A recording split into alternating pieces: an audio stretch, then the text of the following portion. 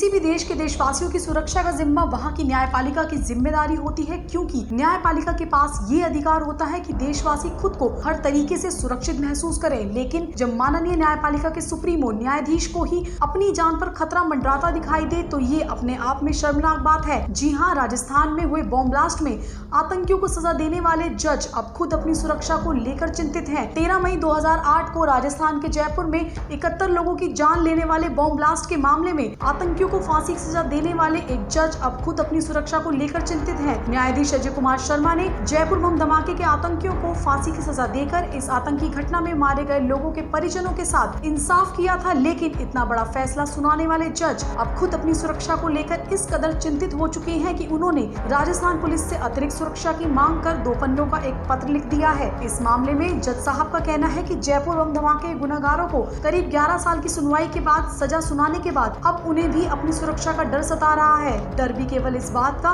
कि जयपुर में 15 मिनट के भीतर 8 अलग अलग जगहों पर बम धमाके करके 71 लोगों की जान उन लोगों ने ली थी। उन आतंकियों को इन्होंने मृत्युदंड की सजा सुनाई थी और अब ये आतंकी उनसे कभी भी बदला ले सकते हैं। जज साहब के इस डर की बाकी वजहों के साथ एक बड़ा कारण ये भी है कि इस मामले में कुल 13 लोगों को पुलिस ने आरोपी बनाया था। उनमें से 4 लोगों को तो जज साहब ने सजा सुना दी, लेकिन अभी भी कुछ 3 आतंकी फरार हैं, जबकि 3 अन्य हैदराबाद व दिल्ली की जेल में बंद हैं। बाकी बचे 2 गुनहगार दिल्ली में बाटला हाउस मुठभेड़ में मारे जा चुके हैं। चूँकि विशेष अदालत के जज अजय कुमार शर्मा की जिंदगी का ये सबसे बड़ा फैसला था, ऐसे में फैसला लिखने के लिए भी उन्होंने 6 महीने का वक्त लिया था। आपको बता दें कि जज साहब ने अपनी चिट्ठी में लिखकर बताया कि आईबी की रिपोर्ट के अनुसार मुझे और मेरे परिवार से आतंकी ग्रुप कभी भी बदला ले सकते हैं। वहीं दूसरी ओर मुझे सूचना मिली है कि पुलिस लाइन के अधिकारी मुझे दी गई सुरक्षा को हटाने में लगे हैं।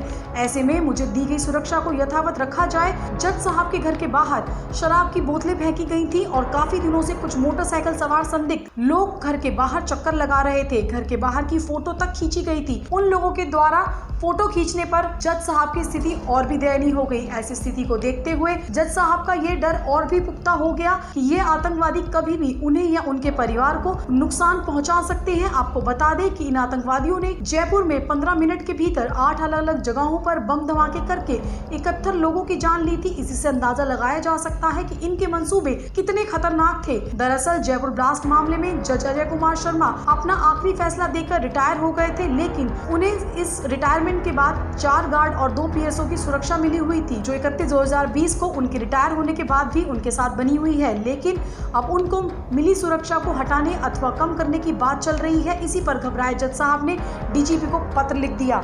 ऐसे में सवाल ये उठता है कि देश के राजनेताओं से लेकर फिल्मी कलाकारों तक, देश के गद्दारों से लेकर पत्रकारों तक सफेद पोश लोगों की अगर सुरक्षा प्रदान की जा रही है तो क्या ये साजिश समझी जाए कि एक न्यायाधीश जिसने अपना जीवन देशभक्ति में गुजार दिया और अपनी जिंदगी न्यायपालिका को समर्पित कर दी और साथ ही ब्लास्ट में मारे गए लोगों को एक न्यायपूर्ण फैसला दिया, अगर ऐसी स्थिति में न्यायाधीश को कुछ हो जाता है तो उसका जिम्मेदार कौन होगा?